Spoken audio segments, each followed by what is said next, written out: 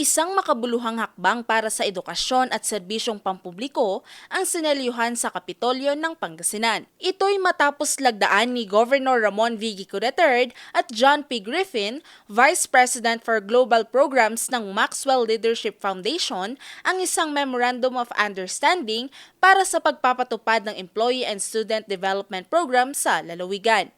Layo ng kasunduang ito na palakasin ang kasanayan sa pamumuno at personal growth ng mga kawani ng pamahalang panlalawigan at mga estudyante sa Pangasinan Polytechnic College o PPC.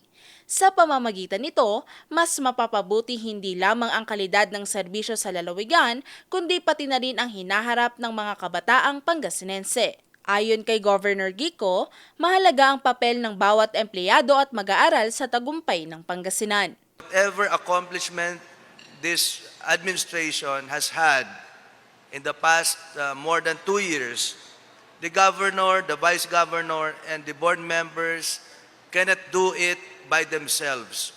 You are a very important component to the successes of the province of Pangasinan. Nakapaloob din sa Maxwell Leadership Foundation ang mga sumusunod.